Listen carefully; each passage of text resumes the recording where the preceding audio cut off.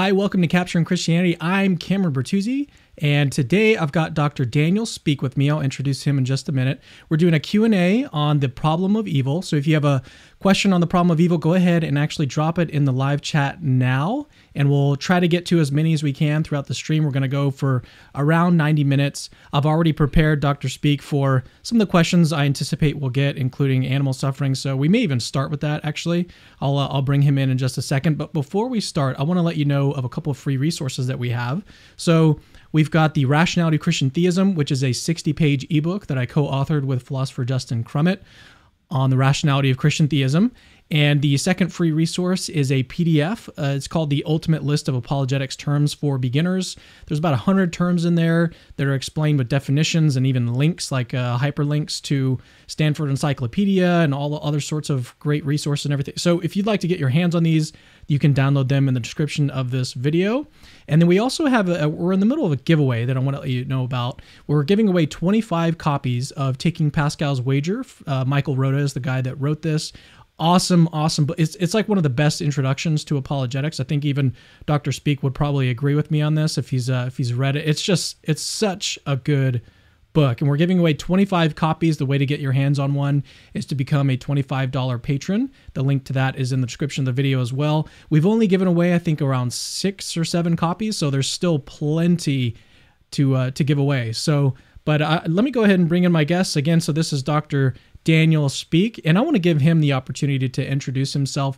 He's been on with my friend Jordan Hampton over at the Analytic Christian. I've got 4 of his interviews with Jordan linked in the description of this video if you'd like to go check those out. But Dr. Speak, it's first of all, it's great to have you on the show. Thanks for joining me. Thanks for having me. I've been looking forward to this and trying not to embarrass myself and you. I don't think you'll do that. But so let's start on a personal level. Just tell me about you, your life, and sort of what got you interested in problem of evil type questions and arguments. Yeah, good. Well, I am presently a philosopher at Loyola Marymount University, and I do teach a lot on issues about the problem of evil and issues especially about freedom of the will. So I became a Christian, say, in high school, roughly. And shortly thereafter, I came to realize I was interested in the life of the mind. And I started thinking hard about issues related to Christianity. There were lots of doubts involved in that. But I fell in love with philosophy as a discipline and ended up working on a Ph.D. in philosophy. And I was working on my Ph.D. at a place, University of California, Riverside, where there was this very strong emphasis on issues about freedom of the will, and I was genuinely interested in issues about freedom of the will and about moral responsibility. And so I decided to write a dissertation on that topic. But a big chunk of the reason why was because I saw the connection to concerns about freedom of the will to the problem of evil. Some central movements in responses to the free will problem, to the problem of evil, are going to have to turn on thoughtful reflection on the nature of human agency and its limitations. And so I kind of wedged myself, even when I was writing my dissertation, I was thinking about the problem of evil, but not writing on it. And then eventually when I was done with that and my actual professional teaching career began, opportunities began to arise to develop work in the problem of evil more generally, and eventually to write a book on it. And then, as you know now, Cameron, once you write a dumb book on something, then people want to talk to you about that. And so that's the situation we find ourselves in now, I'm afraid. Yeah. No, not at all. And well, why don't we open it up with the question that I kind of mentioned at the beginning while people are putting in their questions into the live chat on animal suffering. And we may cover this a little bit later on in the show as well. But what is your...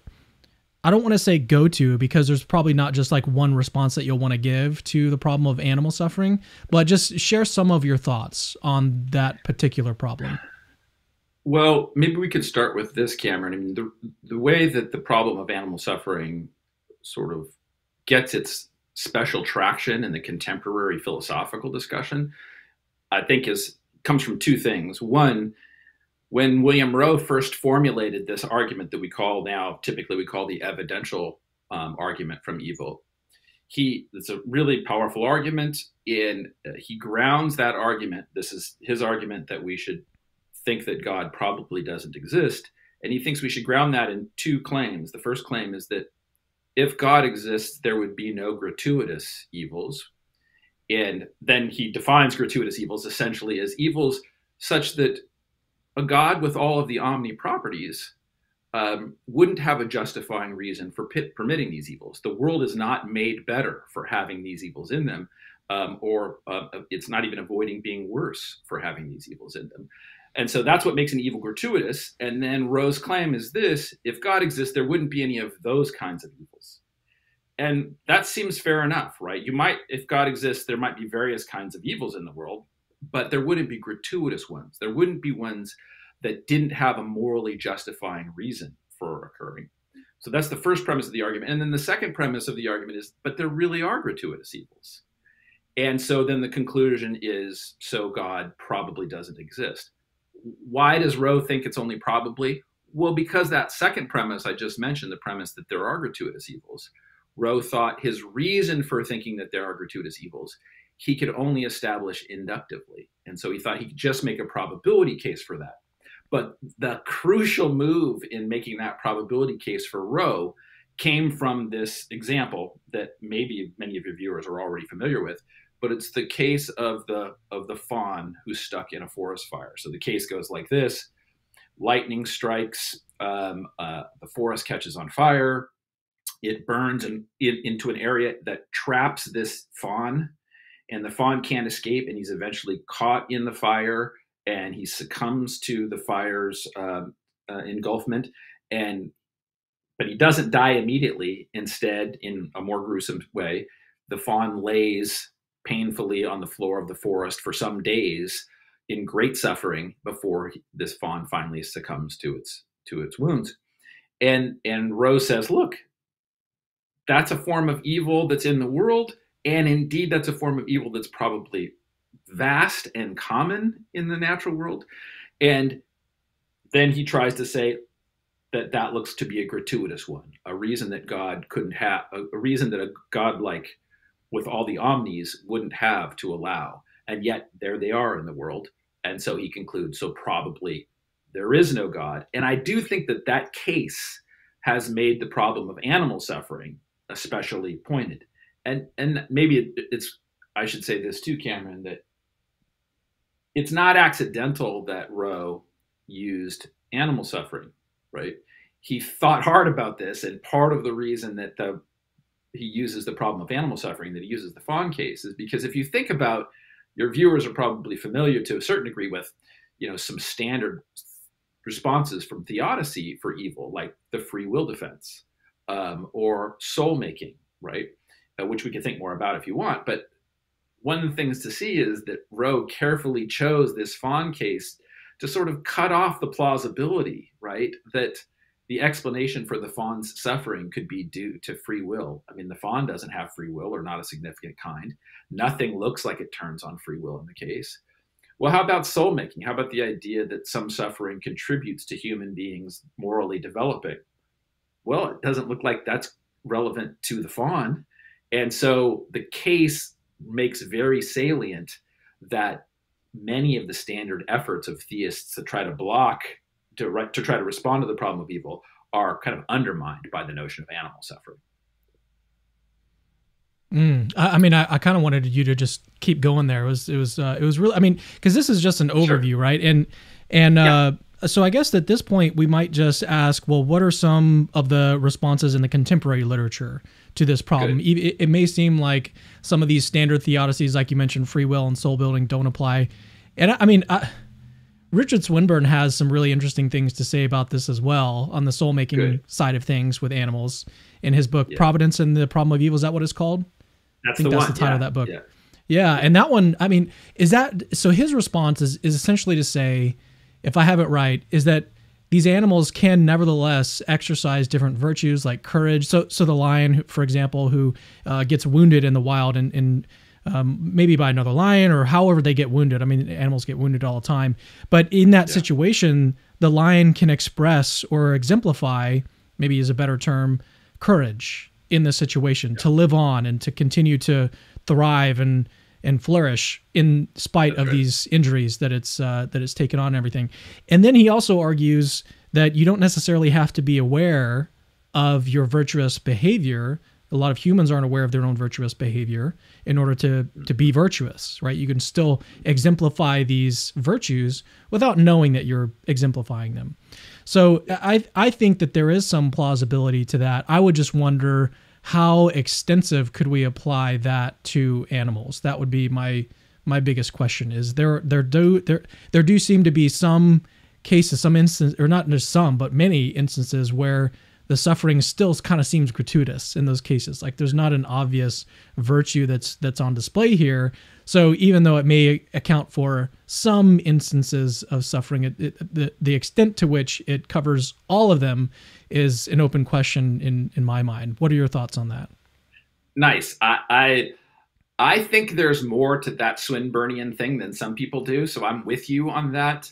And one of the advances on that is that, he thinks of things like this. Well, it turns out that it could be good for, just to stick with the fawn case, it could be good for the other deer to learn from the fact that the thing went badly for our deer who was caught in the forest fire. It could be, how else would deer learn to avoid things like forest fires in the relevant way if it wasn't that they were able to see the situation for their fawn friend? And I don't think again, we have to be careful. Maybe, Cameron, I'll just note this too. When talking about the problem of evil, like I've been doing it for a good while now. And I can be a little cavalier about it sometimes as a result, but the issues here are so serious. I want to be careful. There's a notion of there's gallows humor, when you're talking about something that's serious. Sometimes there's a gallows humor that makes sense, and we kind of laugh at how hard things can be but I definitely want to be careful that my gallows humor or my cavalier spirit about these things doesn't lead us to ignore just how serious suffering can be, and even this fawn's suffering. So I worry about that but just note, so I'm saying I think there's something to the Swinburnian point here about maybe even what animals would need to learn from being subject to the kinds of sufferings that happen in the natural world. But now, to your point about that, nevertheless, some of it still seems gratuitous, right? And think about Roe's case. It's not accidental in Roe's case that he doesn't have the fawn die right immediately of its wounds. Part of what gives the case its power is that the fawn lies for 2 extra days, gasping in excruciating pain before finally succumbing to its wounds.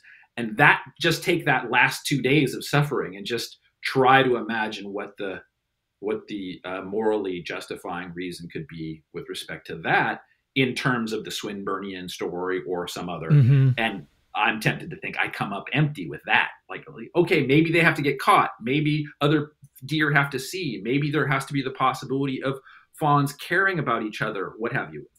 But why the 2 days of excruciating, useless pain? That part seems harder to explain away. So we've talked about the Swinburnian response a little bit. What are some other responses to the problem of animal suffering? Yeah, good. Well, I mean, one thing, there's some worth mentioning, maybe just to see that I'll still find them unsatisfying. I don't know what your listeners will think, but one version in the tradition, and this goes back to Descartes. So remember that for those of you who aren't familiar, Descartes seemed to think that animals were complex machines, but that didn't, non-human animals, but that didn't in fact have experiences of pain. So they behaved in pain-like ways, like they squealed and tried to get away and various things. But the considered view that Descartes offered was that when they're doing that, it's just an outward kind of performance, right? But that inside, the animal who's trapped in the forest fire or who's caught in the trap or what have you is not feeling anything on the order of pain that you and I are experiencing. That's a view, right? And you can see how if you could talk yourself into that view, it would help with the problem of animal suffering quite a bit, because you basically think there isn't nearly as much animal suffering as we take there to be. But that's, on my view, an extremely jagged pill to swallow, right? I think almost no one accepts the Cartesian view about that. Anybody who's, had a cat or a dog for a pet has seen that they have very good reason for thinking that animals really do, in fact, suffer painfully, etc. So it looks to me like, though, the Cartesian move could help if you could find it at all plausible. I can't find it at all plausible. Okay. Another strategy that has been executed by a good number of theists historically has been to think about the possibility that animal suffering is a consequence of the fall in some way, right? So deep part of the Christian tradition is that the human fall, the early error of the human beings to become defective in the ways that Christian theology thinks of as the fall, could infect wide swaths of the natural world in such a way that maybe that fall brought about the suffering of animals, and prior to that, there was no suffering of animals.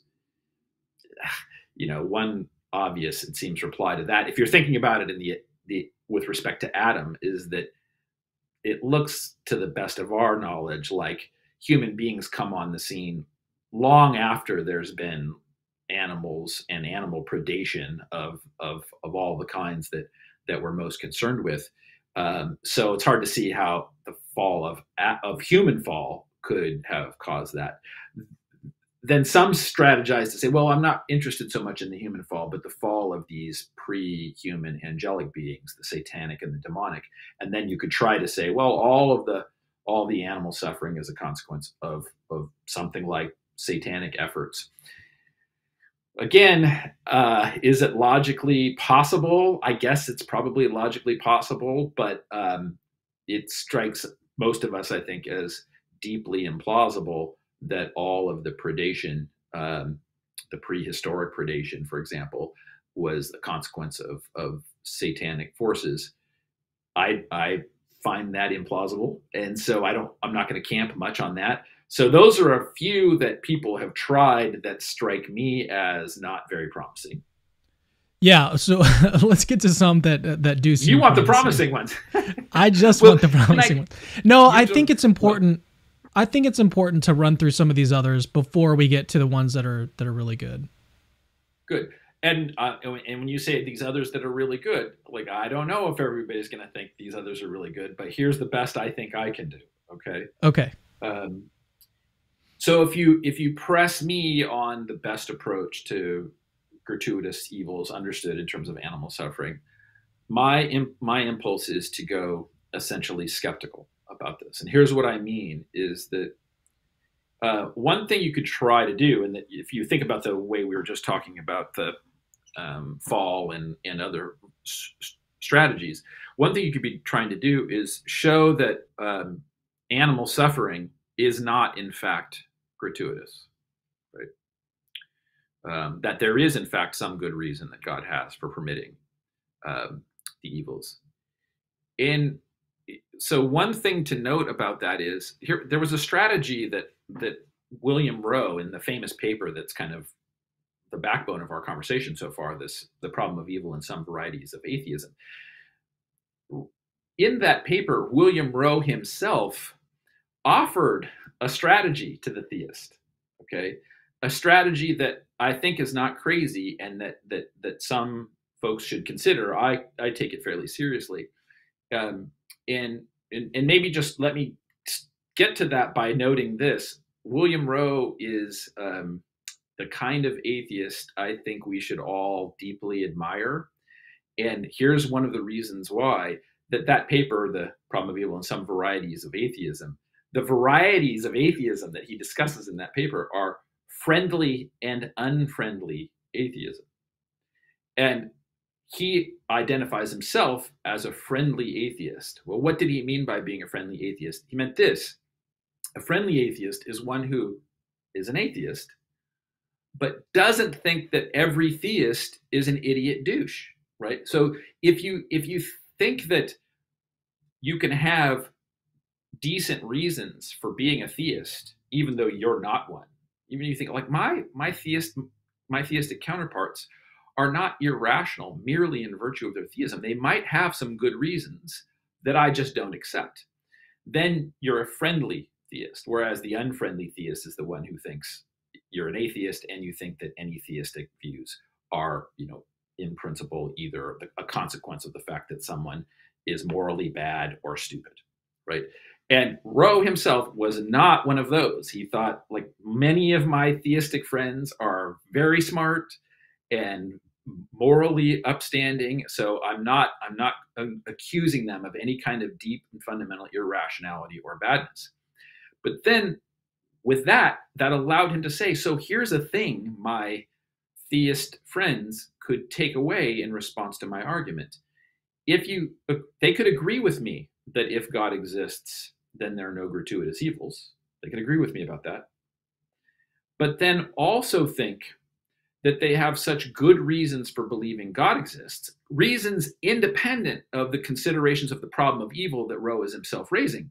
If they thought independent of the problem of evil, independent of the problem of animal suffering, they've got really good reasons for believing that God exists, or very strong grounds for their theistic commitments, then now notice what they could say. They could say, I accept that if God exists, then there are no gratuitous evils, but I also accept that God exists. And now the thing to conclude is there are no gratuitous evils, and that means that animal suffering isn't a gratuitous evil. Okay. Now, again, that's going to fall flat for folks who antecedently think it's very clear that animal suffering is gratuitous. But what this move does is it at least presses you into an epistemic dilemma, right? And here are the things you're considering. You've got two things you're considering. The view that God exists. You've got your judgments that are supposed to be showing that, and then you've got your view that animal suffering is a gratuitous evil. And now the question is, which thing are you more committed to, right? If you're more committed to the view that animal suffering is a gratuitous evil, well, then the thing to conclude is that probably God doesn't exist. But if the thing you're more committed to, the thing you think you have greater justification for believing, is that God exists, then the conclusion you should draw is that animal suffering is not a gratuitous evil, right? And so I just want to note that that's a not crazy response to the problem of animal suffering, is to make this Morean shift move if you think you've got good independent reasons that justify your theistic commitment. I don't think that's crazy. How's that sounding to you? Yeah, no, it doesn't sound crazy. I mean, that's a pretty standard move to make. And the question, I think, what differentiates maybe a good philosopher from a bad philosopher is knowing when to Morean shift. That might be a good way to put it. Nice. And so you've got to know when to, and in some cases, I mean, it can be tempting to just Morean shift anything, but you've got to be careful. Yeah, that's right. And maybe this is maybe a takeaway I'll emphasize at more than one place here, Cameron, that when serious philosophical issues are getting down and dirty, they're almost always epistemic dilemmas in which we are trying to decide which of the jagged pills we're going to choke down. Anybody who's out there listening who thinks they have a silver bullet for some substantive philosophical problem, right? Whether it's the problem of free will, the problem of the existence of God, the problem of other minds. And if someone's out there and they're like, I've got a silver bullet, I don't have any epistemic dilemmas, I've just got the straightforward answer, I'm telling you, they're wrong. None of them are like that. Every serious philosophical question involves you in a kind of tornness about the various commitments that are plausible. And you're always going to have to be making choices about these things. And at a fundamental level, it's going to be a close call. That's why smart people, very smart people and good people, end up teetering on both sides of the issue, whatever it is. And so I think you're absolutely right. The challenge is, when does it make sense to Morean shift, and when is that a cheat, right? When is that just a way of avoiding the argument? All right, let's move into some questions from the audience at this point. I think we've talked long enough, just the two of us. Okay. All right, so here's a question from Daniel Lightsey. He or she, I think it's a he, by just judging on the name here. Daniel, what resources, books, authors, articles, etc. do you suggest for open theists to read to learn about how to deal with the problem of evil? Thank you. Nice. That's a good question, especially because, although this hasn't come out yet, I am inclined towards open theism myself. Oh. Yes. I don't know if that's I think that does make the problem of evil generally easier. That's contentious, but I do think it makes the problem a little bit easier. And is that a result of Hasker? It's not that I would say Hasker has been influential. I feel like I was coming to it myself before experiencing Hasker's work, and then Hasker's work helped me to see some of the things that were already in my own sensibilities about it. But yes, that work has made a difference, and Hasker is a good place to go in response to this question. Maybe I should promote a book that's forthcoming. So Keith DeRose who's a philosopher at Yale, super smart, super cool philosopher. And so Daniel, I can say it's worth paying attention to the fact that he's got a book forthcoming dealing with the problem of evil, in which he's going all in on libertarian free will and the open theistic responses to the problem of evil. He doesn't have a date on that yet, so that one's a harder thing to you have to anticipate it. But otherwise, I think Hasker's work are great cases. I think Alan Rhoda's work is really good on this. Anybody else coming to mind? Yeah, maybe that for now. I say some things in my book about it. That is, I hint at the fact that I'm a open theist and make some suggestions in my book that could be picked up on by the open theist and that I think help the case. But I try in the book to sort of abstract away from my own fundamental commitments to just get the positions out clearly. But you'll see it if you've got open theist impulses. By the way, I've been meaning to talk about your beautiful couch that you have sitting behind you. That is an awesome couch. Isn't that not great? It's amazing. I need you to move out of the way so I can see it better. Yeah. Check this thing out. And let me tell you here, let me just make sure everyone's feeling it.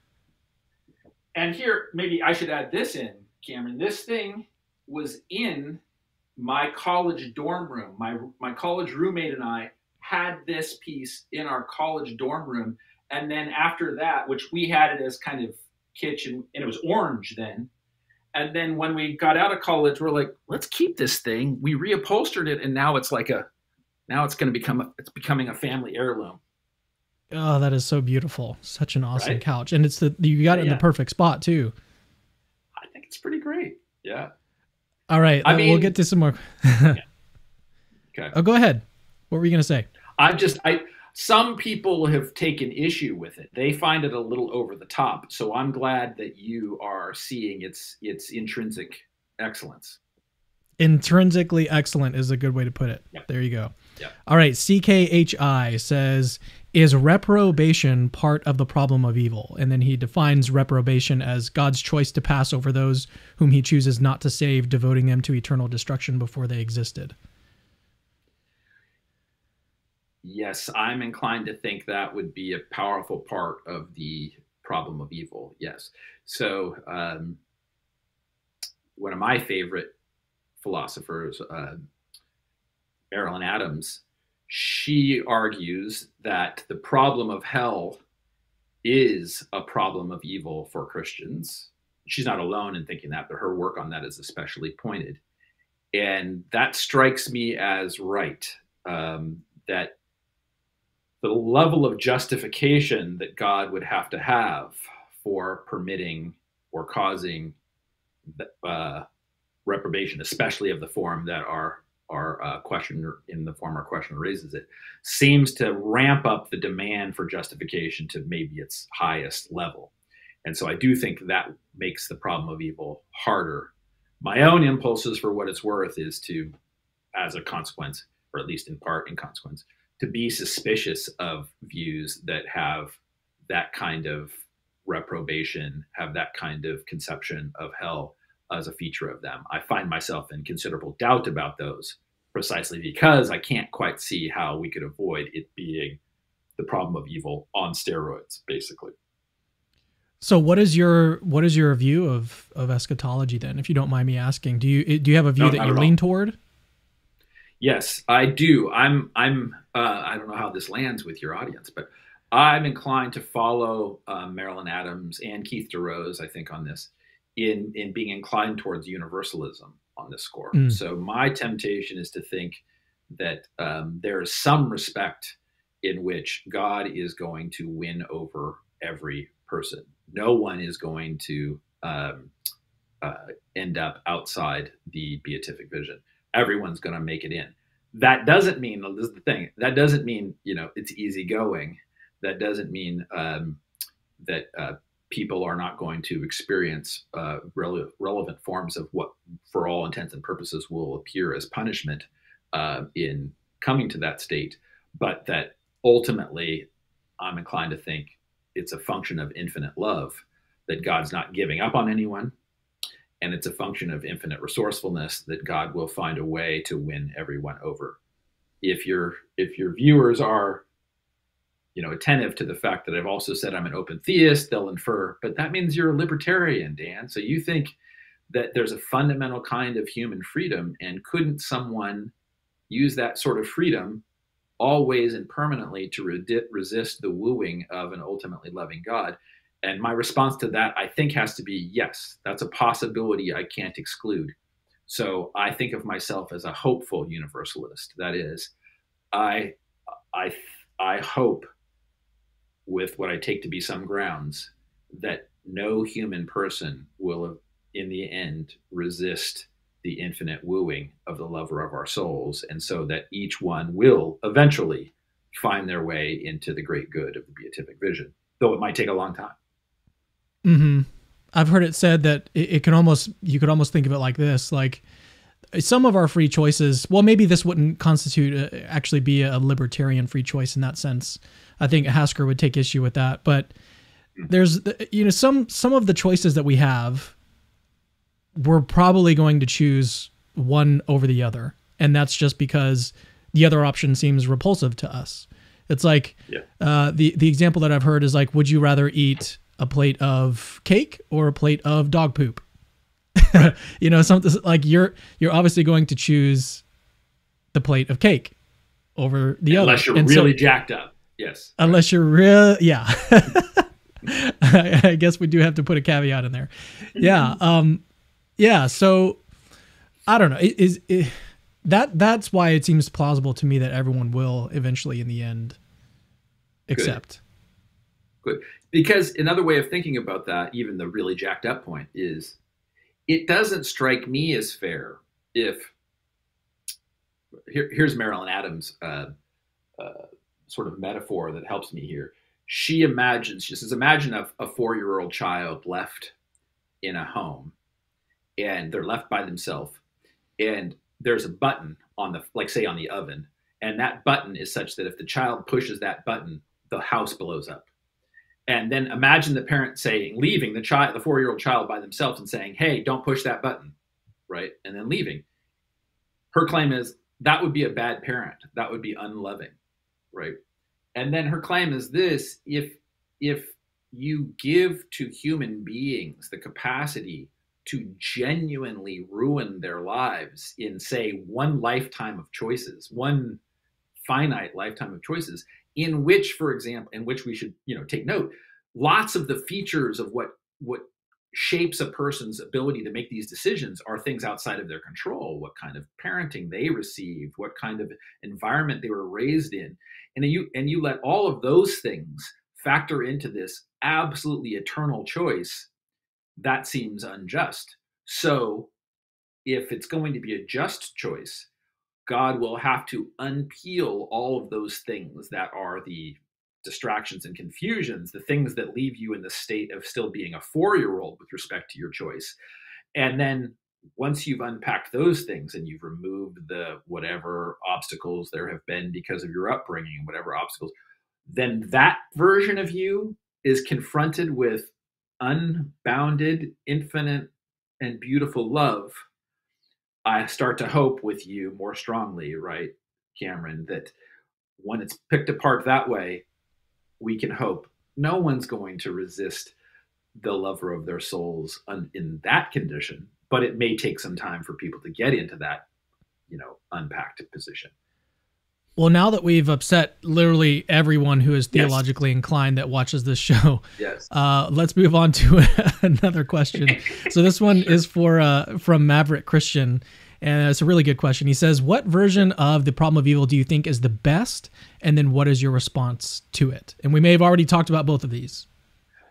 Yeah, well, I do think that broadly the some version of the evidential problem is the strongest version, and maybe I've put it in terms of Rowe's evidential version of the argument because I do think there's a certain kind of accessibility to its structure. But Paul Draper's version of the evidential problem, which turns on the way that pains and pleasures are distributed and what constitutes evidence, I think that's a very powerful argument. And when you throw in animal suffering as a certain feature of that, as a particular feature of that, I take that to be a quite powerful argument. What's the best response to it? Well, I mean, I already mentioned the kind of Morian shift thing, which is still a kind of possibility in this case. And then maybe I'll just say this, and you can decide, Cameron, if we want to go any further into it. The way I started was by saying, I'm most tempted by a kind of skepticism about the issues here. And so here I'm tempted to follow Peter Van Inwagen, who's pointed out, like, look, any of these versions, especially with animal suffering, any of these versions that are supposed to get us to the conclusion that God doesn't exist because, say, of animal suffering, it looks like they depend on a commitment to something like this. Well, look, it must have, the reason you would be impressed by the idea that animal suffering is gratuitous evil is because you think this: it's possible for God to bring about a world containing, say, high-level creatures like us, with all of the goods contingent upon that. It's possible for God to do that, but without having a long train of evolutionary predation and animal suffering. So think about that. It's a possibility claim. It was possible for an omnipotent being to bring about a world with all of the goods of higher order creatures like us and all of the goods God wanted, and no animal suffering, no predation, for example, right? And then what Van Inwagen does nicely, and I'm tempted to think he's right to do so, is to think about the fact, notice that's a modal claim. It's a claim about what's possible, right? And then Van Inwagen announces to us that he is a pretty restringent modal skeptic. That is, Van Inwagen is himself deeply skeptical of claims about modality, about what's possible and necessary, that get too far away from what you might call ordinary life. So if you think about how we're all making modal judgments all the time. We're all making judgments about what's possible regularly. And then you ask yourself, well, how did we come to have the capacities to make such modal judgments? Well, the answer seems to be by whatever the strategies of Darwinian transformation have been over the course of biological time. And that's endowed us with our modal capacities. And then Van Inwagen says, great. So if your modal judgments are about things that are close to the ground, there are things about that would be relevant to ordinary life of a creature that's developing in a Darwinian environment, then you probably have good grounds for your modal judgments. So if you judge, like, look, what are the kind of modal judgments you need if you're, on the Great Plain, the Serengeti, right? Well, you need modal judgments like, it's possible for me to eat that, right? I can eat that. I'm able to eat that. I'm not able to eat that. That's too big, right? Or it's possible for me to run away from that, but not possible for me to run away from that. Or I can procreate with that, but I can't procreate with that. Those are on the ground Darwinian modal judgments that here's the Van Inwagen claim. You should be confident about your modal judgments when they apply to things like that. Like, can I drink what's in this mug? Yes, I'm able to do that, and I've got good reasons for trusting my judgments. But then he asks, but now go to modal judgments like it was possible for God to make a world with creatures like us, but that didn't involve a long history of predation. And now Van Inwagen says, once you see that that modal judgment is miles and miles away from the contexts in which we should have expected the Darwinian mechanisms to give us reliable faculties, you should withdraw any confidence you have in that modal judgment. It's too far removed from whatever it is that would give our modal judgments their ground to be confident of that. And that, I have to admit, that strikes me as right. And so now when I think about, now I go back to the question, is it possible for God to make a world in which there are creatures with higher order sentience like us and preserve all of the other things that God wants? And to do that without the wide swath of animal suffering and predation throughout history? I think what I should do now is just shrug my shoulders. I don't know. Why should I have high level confidence in that? But the claim that this constitutes good evidence that God doesn't exist requires that you have high confidence in that judgment. And so a judgment that you just don't have any confidence whatsoever in that judgment is a way of showing you'd be rational to resist the argument. And I think that's got a lot going for it. So yeah, my immediate thought on that is, well, what about, I mean, that would seem to affect at least some arguments for the existence of God that rely on these sort of modal intuitions, like modal contingency arguments, like that Josh Rasmussen has developed. And the ontological argument is obviously based on a possibility premise about what's possibly instantiated in reality. And so that to me is the immediate place that I go, is that if you take that response as a theist, then it's going to maybe undercut some of your other reasons for thinking that theism is true, which may impact your original response, the Morian shift argument that you had earlier, if those are arguments that you are using in favor of your theistic beliefs. Super nice, Cameron. That's exactly right. Yeah. So and you know, your listeners who are you know, familiar enough with these debates can see that the little dialectic that we engaged in right there is a familiar one, where someone raises skeptical theism, and then the reply is, but wait, if you take skeptical theism seriously, it's going to undermine other things that you want to maintain. And I think that's true. In this case, I got to think about my own judgments here, but note, Van Inwagen just takes the horn that you offered him in that one. So what Van Inwagen says is, right, I'm a modal skeptic. I don't think I should have confidence in the premises of the contingency versions of the cosmological argument, nor do I think I should have confidence in the modal judgments that undergird the ontological argument. So I don't think those are good arguments.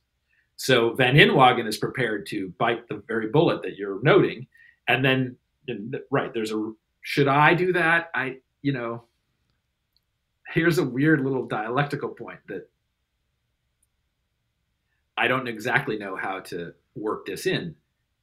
But if is this going too deep? I'm so interested in what you're about to say. Okay. So then I'll just put it like this.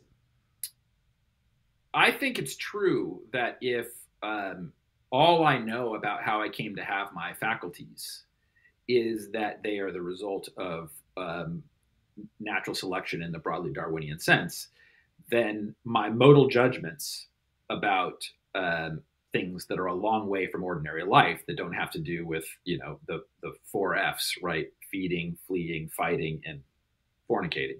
If they're a long way from that, then I think it does make sense to be in doubt if I think the bottom line story about how I got my capacities is just the Darwinian mechanism. But suppose I'm a theist, right? Which I am. And I think that though I did in fact I do think this, that I did come to get my faculties through a process of Darwinian selection.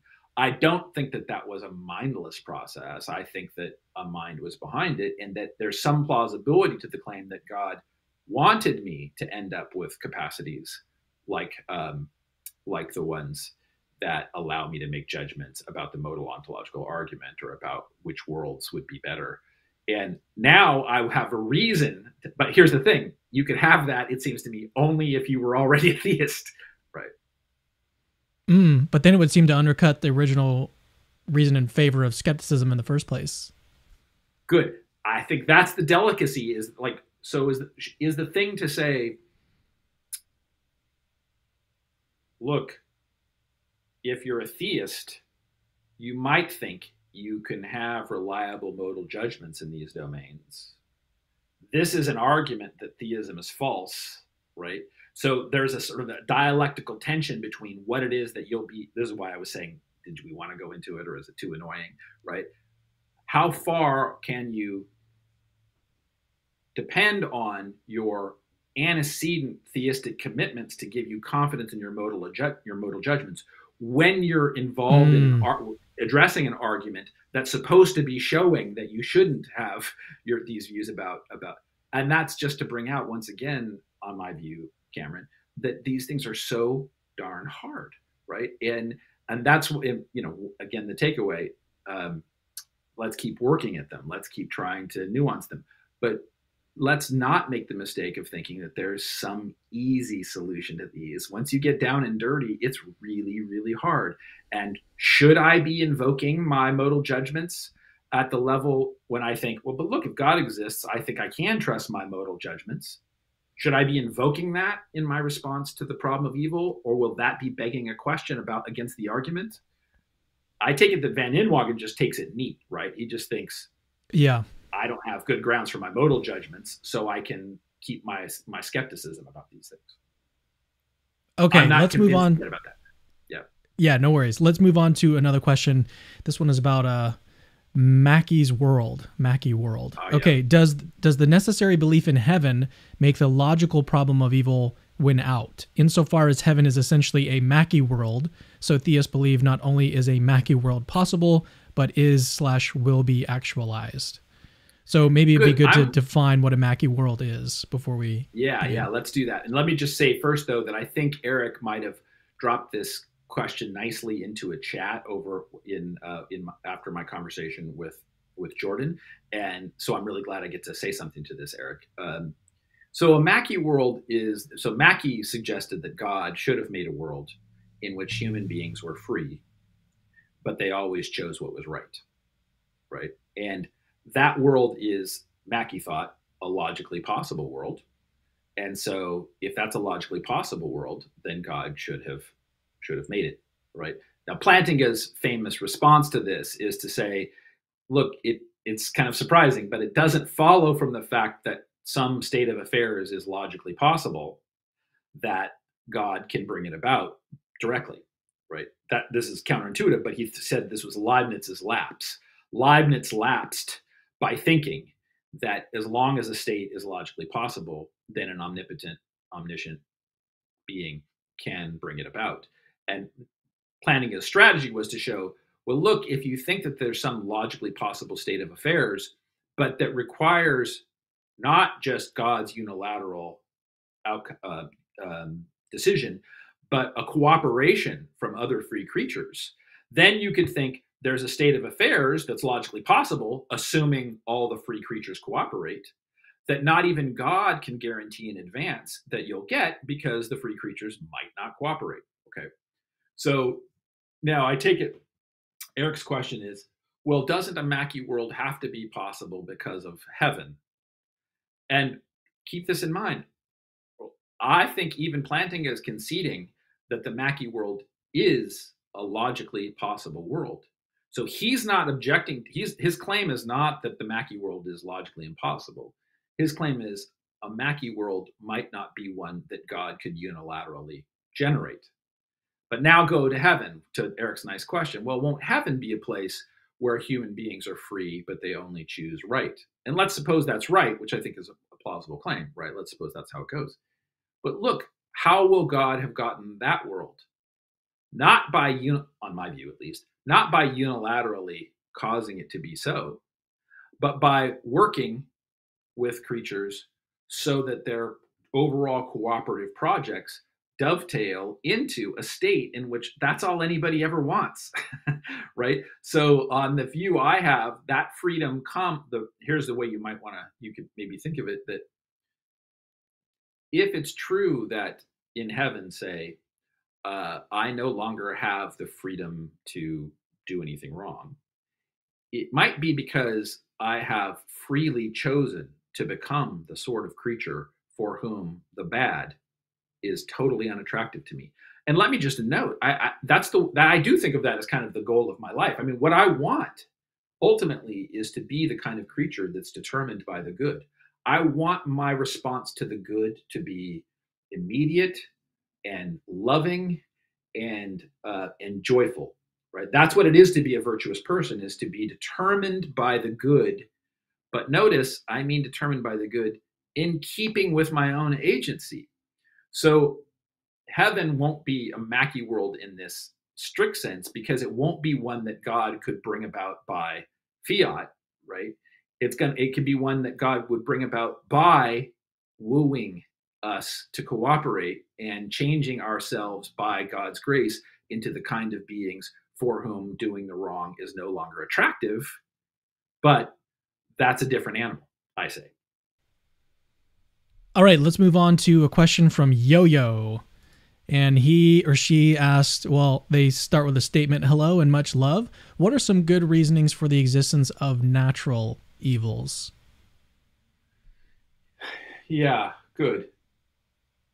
Well, I mean, I do think that there is something to John Hick's broad soul-making view that our development as human persons into something on the Christian story, right, that it'll be something like this, that what God may very well be aiming for is bringing about the development of human beings into a form in which they are sufficiently like God's self.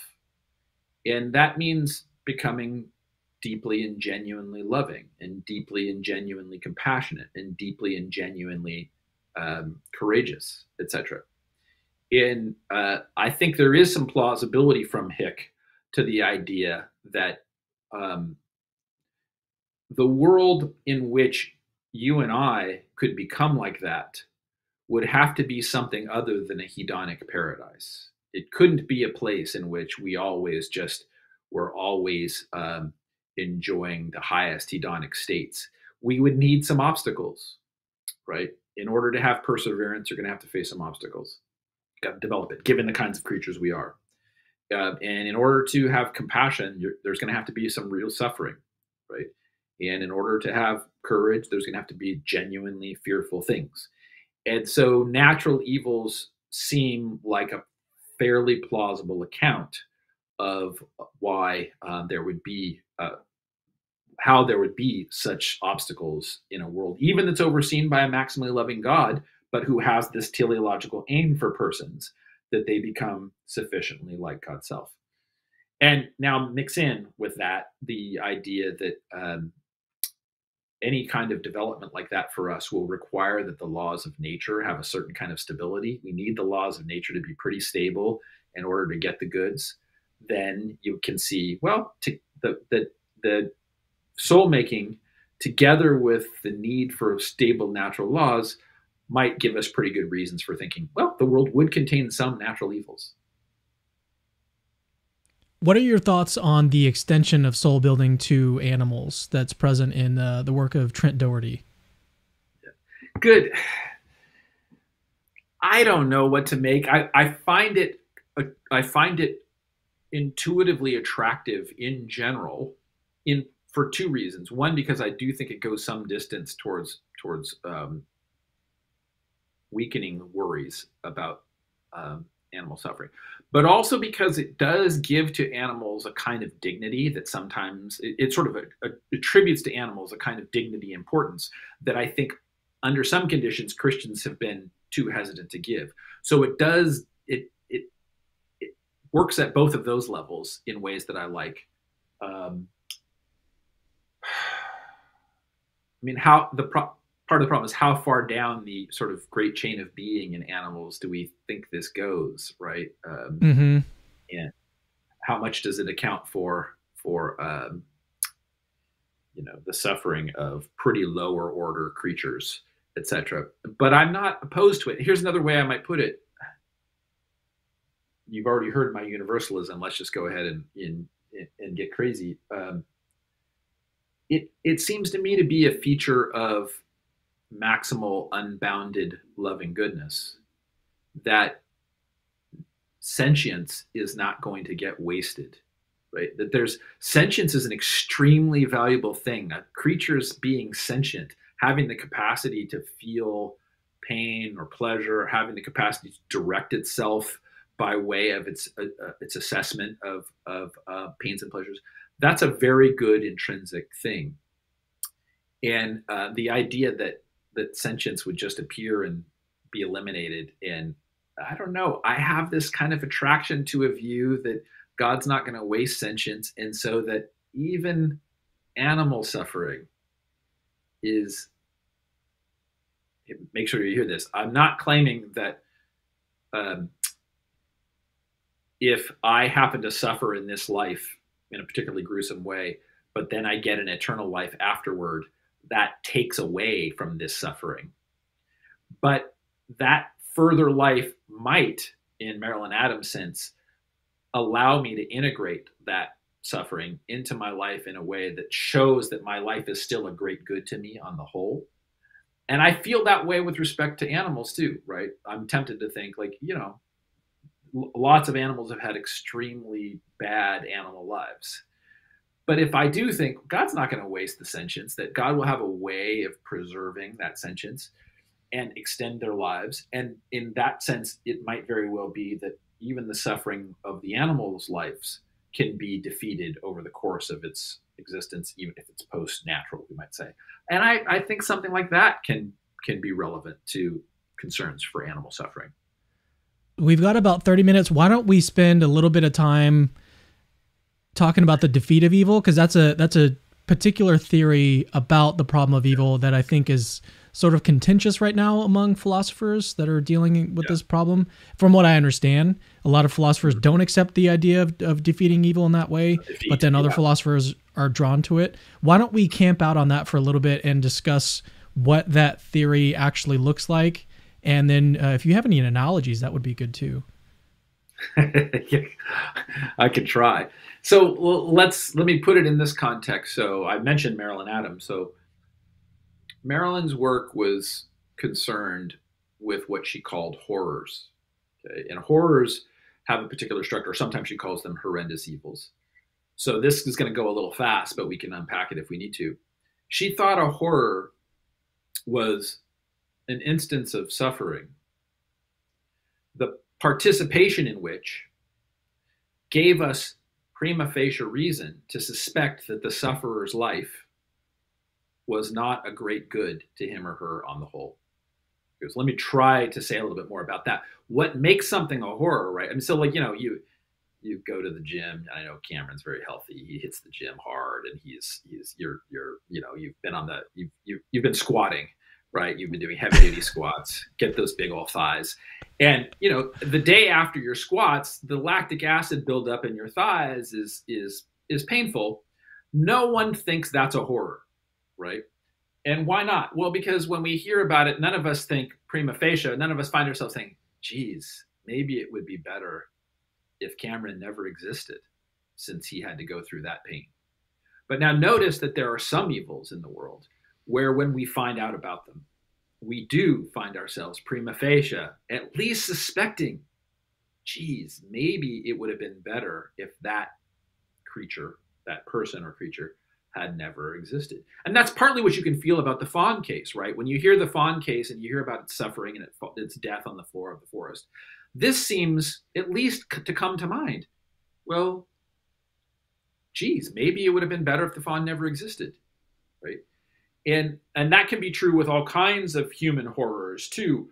One that Marilyn uses to profound effect for me as a parent and now a grandparent, and that shows that these things that horrors can occur and not even be moralized, is she considers the case of the person who gets up in the morning and does everything normal in their day, and goes to their car and looks carefully around and backs up their car, and by a fluke of mistake that they could not pay any attention, that they didn't miss or anyway, they back over their own 2-year-old child and kill their own 2-year-old child.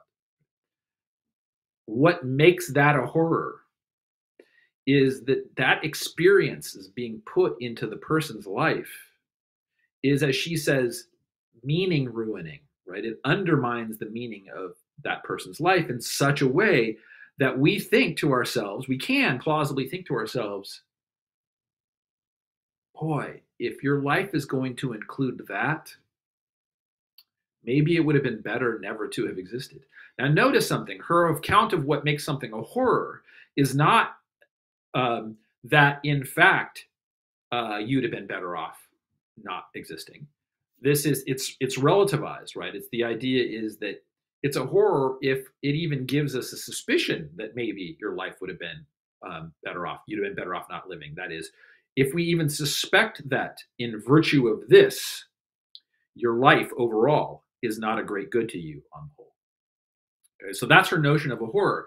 And then very interesting strategy on her part is that she thinks, look, there's no theodicies for this, right? Don't go looking around for some really, really great good. And this is going to be an important thing to see about how she thinks about defeat. Don't go looking around for some really, really great good that justifies the horror. She thinks explanations why are no good here. And so she says, what we need instead of explanations why is accounts of how God can be good to someone, even though they've undergone a horror. So how can God love each person, even if they're subject to horrors? And there she thinks, this is where the notion of defeat comes in.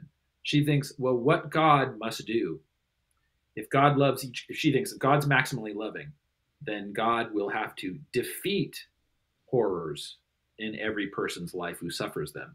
And now what's the idea of defeat? Well, super hard, and this is why there's controversies, but it goes something like this.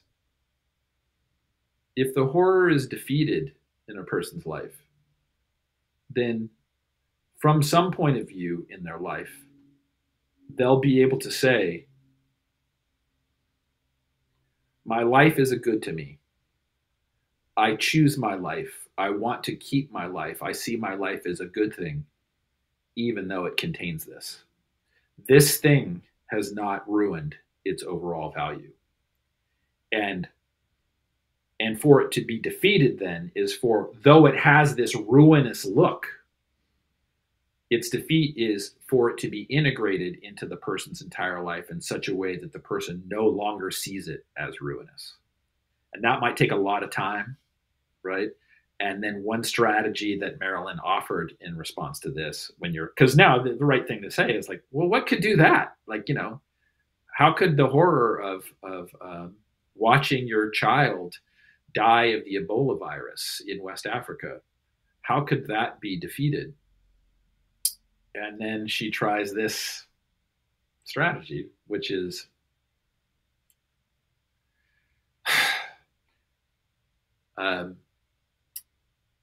maybe if you think about the Christian story, and here she's explicit about the fact that she thinks that Christianity is going to have to appeal to the very distinctive resources of the Christian faith, she says maybe when you see as a Christian that Christ himself suffers a fundamental horror, that on the cross the world turns its back on the second person of the Trinity, on God's self, and punishes him and subjects him to this horror, and not just the physical horror, but all of the sort of emotional and spiritual horrors of that. When you see that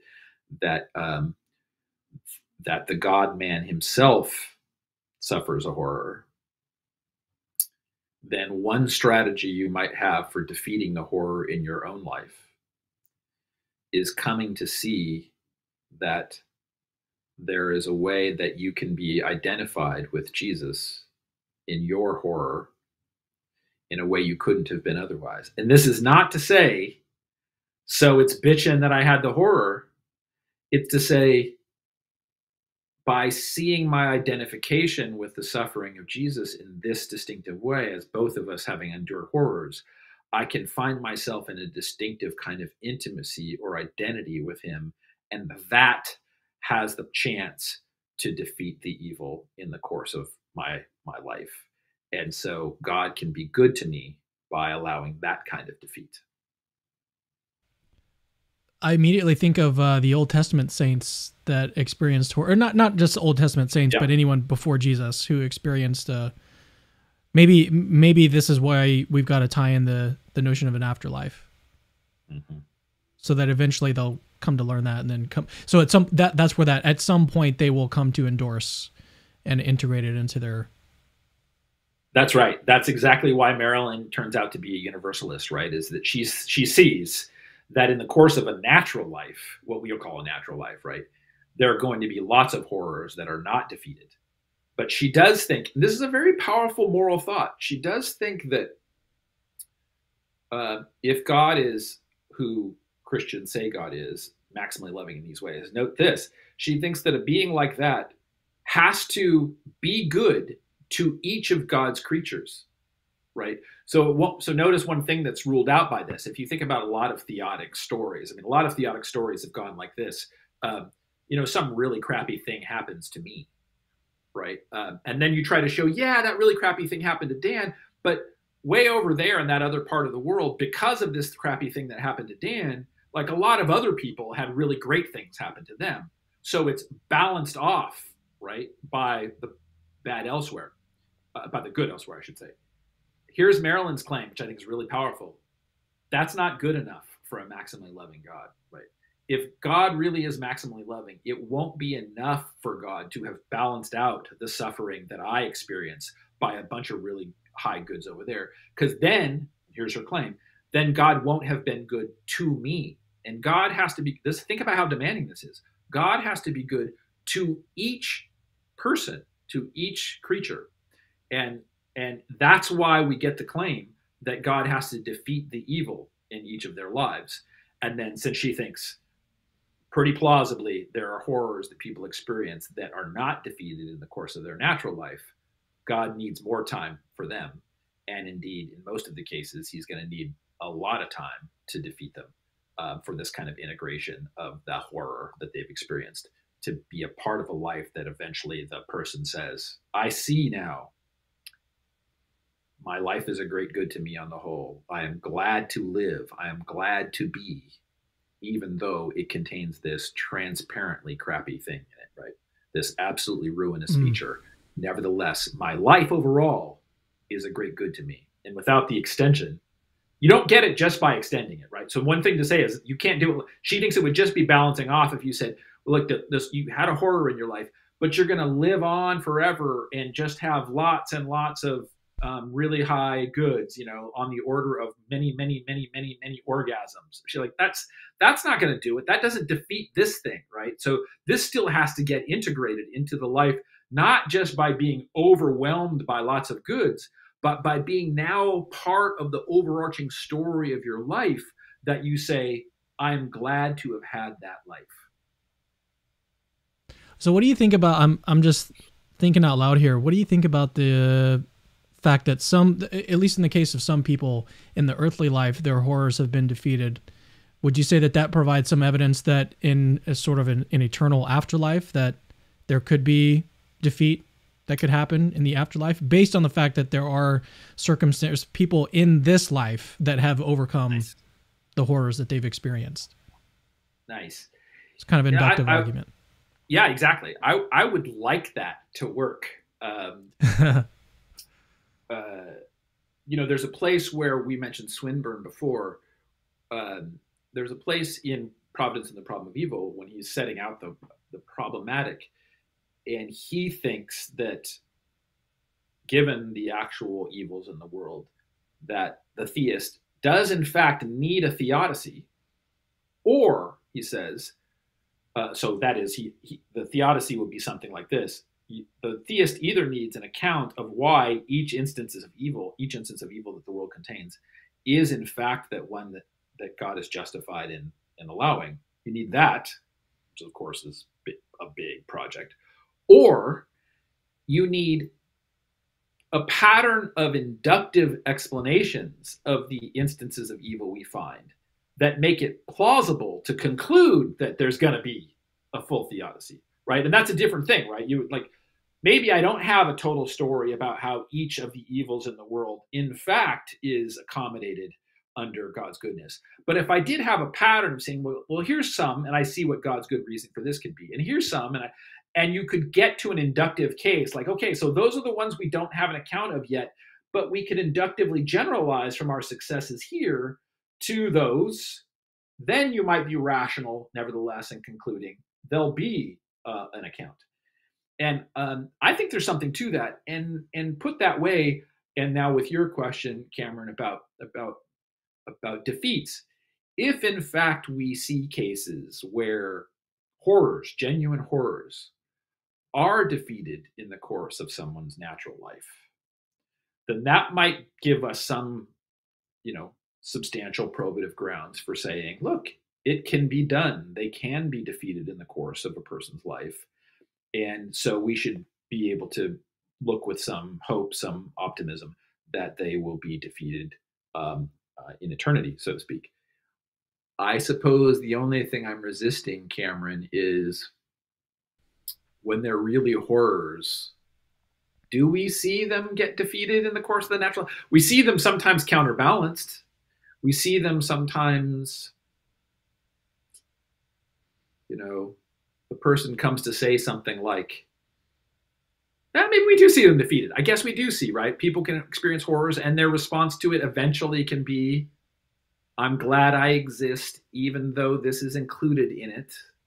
Well, I'm thinking of the case that you gave of I don't even want to say it out loud, but the backing over your own child case. Yes. Like, it does seem to me like right. that would be, it would still seem to be like there's some person who's actually done that and who has gone on to, defeat that horror in some way. They may not do it in some kind of like Christian sense and identifying with Jesus or anything, but they may have nevertheless found some way to overcome that evil and then say that my life is nevertheless a good thing. So it seemed, and that was your own example. Like, it seems, unless that's not a real example of a horror, maybe there's other examples that we'd have to look at, but. No, that seems like a horror to me. Yeah. Here's what's tricky. I don't know how to get this right, Cameron, is that a person might be able to go on and have a very good life, comparatively speaking, but the horror not yet have been defeated, right? Mm-hmm. Because you might think they're just bracketing it. They're just, like, I'm going to go on. And this is just this period of my life in which this thing happened is just, it's like I just keep it in the closet and go on. And if it works like that, then it doesn't seem to me that the evil is defeated. But I want to leave open the possibility that it could be. I mean, the case that's coming to my mind here is, Nicholas Wolterstorff's, the death of his son from a climbing incident that forms the basis for his book Lament for a Son. And there are times when Nick is talking about that. They're heartbreaking. They're absolutely crushingly heartbreaking, in which even the effort to try to defeat that evil could feel like a betrayal of his son's life to him. Or at least the various versions of the effort that other people make. Like, people come in and they want to say things to you. Like, I mean, the facile ones that hopefully all of your listeners don't do this, right? But the facile ones are like, he's in a better place, or, it all happens according to God's will. Like, those Wolterstorff can report to us, made him want to punch people in the teeth. I mean, Wolterstorff is much too gracious and developed a human being, much more so than me, to actually punch them in the teeth, or really even to say, I want to punch them in the teeth. But the subtext of the things he says seem like they edge up to that. And I think that's to note that defeat is a different animal than merely successfully going on, right? Mm-hmm. Because he has successfully gone on, right? I think he has done that. But would he say that the death of my son in my life is the evil, a horror that's been defeated? I wouldn't be surprised if Nick's view was, I await that. I don't think it's been defeated. Even though I have been able to go on and there are excellences in my life and lots of sorts, but that's still that piece of it is a kind of axiological black hole in my life that I haven't yet. Maybe I'm wrong about that. Maybe he's got a story about its defeat, but I just wouldn't want to infer that it's defeated from the fact that he's able to go on and have a good life. I think that's a fair distinction. I think it's a fair point. So let me ask just, I think maybe one or two more questions and then we'll close it out. Sure. So this one is from Tommy S. And Tommy, I know from his previous interactions with the channel, he's an agnostic, I believe. He says, should we think that God is using evil as a means to achieve some ends? For example, soul building. Yeah, good. Yeah, and then the looming thought, right, is that, there's going to be, if you've got any Kantian impulses here about the idea that people aren't to be used for merely as means, but as ends in themselves, you can be worried that you're going to edge up to this. I think there's another way to look at it too that would work in the favor of the theist, and maybe I'll get to that after you give your response. Mm-hmm. It's the consequentialist versus deontological. There's a paper from Justin Mooney where he explains how this might be one way of looking at it. Instead of looking at this great good outweighs the badness of this, and so the net worth of the world is overall good, instead of looking at it in those sort of consequentialist terms, maybe we should look at it deontologically, like this is the type of action that God should perform, and that he should allow this to happen. These humans, it doesn't just have to be humans, but non-human animals, got to let them live out their lives in such a way like that's just what he ought to do. And so that maybe that's one way to view it instead of in these consequentialist terms. Nice. That's all I was going to add. Yeah, right. No, that's a good addition. What I was going to try to go for, which is a corollary of that, was that a thing can serve a purpose without its being its aim, right? So when I think about the natural evils, I did put it earlier in terms of the role that they could play, that natural evils could play in soul making. But it could turn out, right, that the existence of the natural evils is a consequence of just making any world that was such that there could be beings like us engaged in processes like the one that we're involved in. And then it turned out, right, that the kinds of obstacles that a world like that necessarily makes are good for soul making. And in that sense, it won't be that their aim is for, they weren't made to be soul making. It's not like God threw the obstacles in. It was that God made a world in which there were creatures capable of the kinds of things that we're capable of. And in a world like that, there will be these natural obstacles, and then those can be used. God would not make a world like that because, after all, they can be used.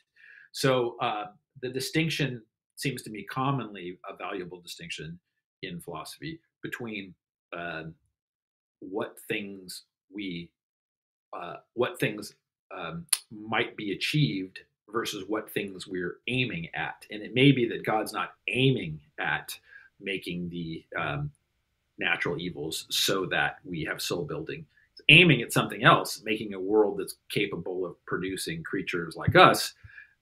The natural evils are a consequence. They're a tolerable consequence because they can serve this good, even though that good was not necessarily the central aim.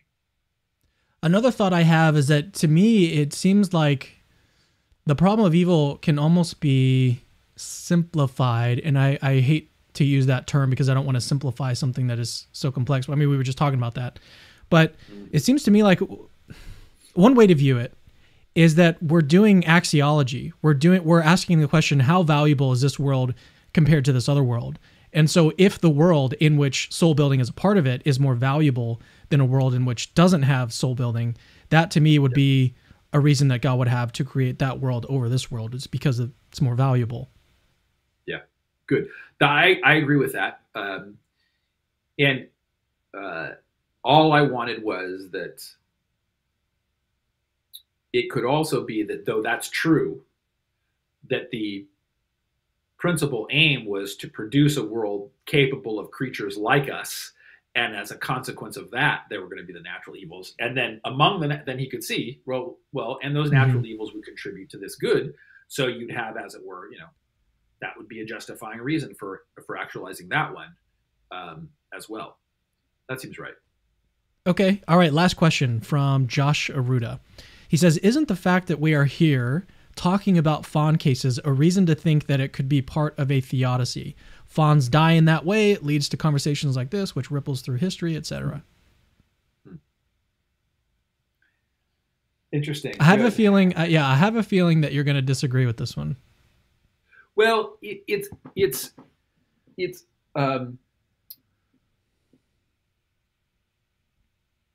there's a spirit of Josh's question that I really like, right? Here's the spirit of the question that I like, is that I sometimes feel like I encounter both Christians, theists, and non-Christians who encounter the ambiguities of the world when you really get down and dirty with the problem of evil or with other problems. They encounter those ambiguities, and they can be equally pushed by those ambiguities to back to their theism or back to their atheism, right? So it's so hard, and things are really complex, and I can't quite figure things out. So there's no God, right? Or I'm just going to fall back on God. And one of the things I like about Josh's question is that it brings out a way that, on my view, the thing I'm tempted to imagine is that if God exists, there would be these ambiguities, right? And it's part of what I think it means to, on the Christian story, be the kind of creatures we are, that God endows us with capacities to think hard about fundamental issues, to figure things out, to figure out the natural world, to figure out the moral world, that he's invited us into a cooperative project. And that if God is inviting us into a cooperative project and the stuff that we're trying to figure out is really, really complex and difficult, it's not going to come as that much of a surprise that we hit up against things that leave us with our shrugging our shoulders and saying we can't quite figure it out. Whereas I think some people have been inclined to think, some atheists in particular, the fact that we get to the bottom of these stories and things are still ambiguous is a reason to think theism is false. Like, that seems to me to be an invalid inference. It might very well be that the ambiguities of the world and the philosophical hardships of getting to the bottom of things is just what we should expect from a world in which God intends to raise creatures to a certain kind of capacity in which they can join God in God's projects. So now I think Josh wants to maybe make that point quite specifically about the way that we're having this conversation, and that's a good thing. The challenge for me is that, and maybe this is what you were feeling for me, Cameron, is that I do value the conversation we are having right now. It seems to me important and good.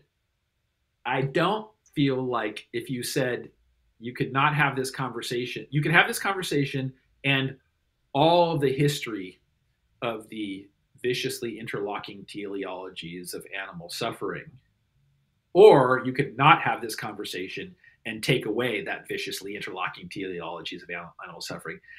It can seem pretty plausible that I should prefer the world where there wasn't the animal suffering to the world in which we're having this conversation, good as it is, right? Yeah. So it sort of rings to me as if Josh is going to want to make a little bit more out of the importance of us having this conversation by comparison with all the animal suffering. And there I just come up a little empty on whether or not I could share that judgment. Yeah, I think that's totally fair. That's you're right. That's where I was thinking. It does seem like that's. Yeah. I don't want to call it shallow because I don't want to. Yeah. It's not. I'm not trying to be pejorative at all toward Josh or anything. But I just don't. I agree that I don't think that would be a justifying good in that sense. But in any case, I do hope you hear that. Can I just say? But I do hope Josh hears and you hear that I do think that there is a kind of nub of a thing I do sincerely care about and think it would be important for us to get into our thinking, and that's that the mere existence of philosophical disagreement and ambiguity and theological, like some people think that is a reason for thinking there's no God. The mere fact that the ongoing debate, and that's like, no, the fact that there's ongoing debate strikes me as just the thing to expect from a world overseen by God, understood in the Christian way. Right. My dog, you're probably going to hear my dog barking in the background a little bit. Oh, nice. I don't know what happened. Yeah, I don't know what happened. There's probably someone at the door or something. But I did want to... Since we've had the conversation about animal suffering, we get to hear the dog. That seems right. Yeah. True. That's a good point. Maybe I should bring her on the show one of these days. She's so pretty. So let's do this. So I'll give you an opportunity to share any thoughts that you'd like to share in terms of like a concluding thought that you've got about the show that we've done today. If you have one, if not, then no big deal. It seems like you do. So I'll let you go, and hopefully I can mute my mic while my dog calms down. Yeah, I could screw this whole thing up right now, right? I mean, I could. The idea in the among the ancient Greeks was, the reason you cared about euthanatos, euthanasia, a good death, was because they worried that right at the end of your life you could die in such a way as to ruin the whole thing. And now I feel like I'm right at the edge of that here with our interview, Cameron. Like, however it's gone, I could screw it right now. Okay, so I'm going to try not to do that and just make this one last. Try your hardest. Okay, exactly. I got to really work. I got to really concentrate. Yeah. Here, I'll make the two big points, but quickly. The one point is that I've emphasized a couple times is that I hope your viewers will, whether they're theists or atheists or agnostics, see that the kinds of issues that are at the foundation of the questions that we're considering today are so hard and so complex that the idea that they could be handled by some single simple line of argument, I hope in intellectual humility that people will resist that, and that as a result there'll be a kind of openness to the idea that every position, when you get down and dirty with these things, is hanging on an epistemic dilemma. And what that means is that when you're trying to decide which view to have, it's no single one-shot thing is going to, what you're weighing is a set of considerations, a whole range. It's a world of considerations. And you're comparing one sort of collection of commitments to another collection of commitments and how that fits with human life. And I'm urging a kind of humility about that. Okay. And then the second thing, and this one's especially for theists and maybe for Christian theists in particular, and that's that, I don't think that Christian theists have been as sympathetic to the problem of animal suffering as they need to be. We moved fast and loose with the conversation about that at some points. But can I urge Christians both to take more seriously animal suffering itself, right? But also to take more seriously those around you who have felt the pull of animal suffering. So please try not to be dismissive of vegans. Please try not to be dismissive of vegetarians who are doing so out of concern for animal suffering. On my view, that's just an unloving way to be, even if you're not persuaded by the arguments. To see that someone is trying to make a serious moral commitment and then to come in the face of that moral commitment and diminish it in some dismissive way, that seems to me to be unloving. And increasingly, as we come to understand our ability to make do and do less to cause animal suffering, I think our witness would do better the more we could do that. So I'll end with that. Yeah, I think those are two very good points. And the second point I've wanted to make, and I've made it before, that it's just, you got to take it seriously. I mean, what else can you say beyond that? It's just like we've got to take the problem of animal suffering seriously. We've got to really think hard about it. But then also, I think that these 2 points kind of go together. We've also got to exercise intellectual humility when you're dealing with something like this. You can't just gravitate toward the view that you're coming from just because that's the view that you kind of currently hold. We've got to really think hard and deeply about these issues on both sides, no matter where you're coming from, even if you're agnostic. I mean, agnostics, you might argue, are thinking the hardest about it. It depends on the agnostic, I suppose. But it's been a pleasure. It's been so great to have you on. We've got to do some more work together. If you have any ideas for a show, then just please let me know, like through email or even right now. If you have another show idea, then I'd be happy to have you back on. Well, it would be a pleasure. It was a pleasure today, and thanks for all you're doing. And I do hope that your viewers know they can, find a way to contact. Is it dangerous for me to say that? If I say that, am I going to get bombed, Cameron? But I do feel like, So this is the situation, Daniel, is that this is your first time on a channel this size, I believe. And so it's very possible that you're going to get a whole lot of requests at this point to come on to different shows and do all sorts of different things. So now I don't think that you're going to get too many invites. That sounded ominous. That sounded ominous. Do all sorts of different things. Like, am I going to have to break dance? Okay. No, you're gonna. So here's the thing, though. That sounded ominous, but what I'm going to do is take it back down a level. So because of your stance on the problem of evil and the way that you respond to it, the way that you take it seriously, my prediction is that you're going to get virtually no requests from atheist YouTubers to come onto their shows and to do things with them, because of your response is so rational and so what's the term I'm looking for? It's handsome. It takes the problem handsome. It takes the problem of evil very seriously and respectfully. And I don't think that because sorry to say, but a lot of atheists are looking to expose, Christian apologists and Christian philosophers as silly and irrational. And so I don't think you're going to get a whole lot of invites on there, but you will get invites from other Christians. So that's the good thing to pros and cons. Yeah, that's right. Pros and cons. Yeah, that's a good thing to take away. But in any case, I mean, I'd love to have you back on myself. So I'd love to do it.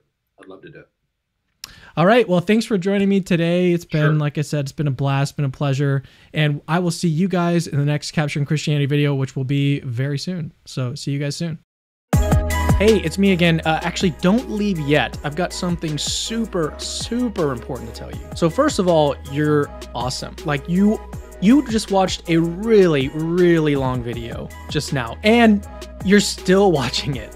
That is actually pretty amazing. Secondly, we have literally hundreds of other apologetics related videos for you to watch on our channel. Go check them out. I've interviewed exorcists, hosted debates between Christians and atheists. I've even made response videos to atheists. All of that is available on our channel. Go check it out. Third, I rely on people that see value in my work, people like you that watch videos to the very end, to keep the lights on around here. Literally, this is how I feed my family.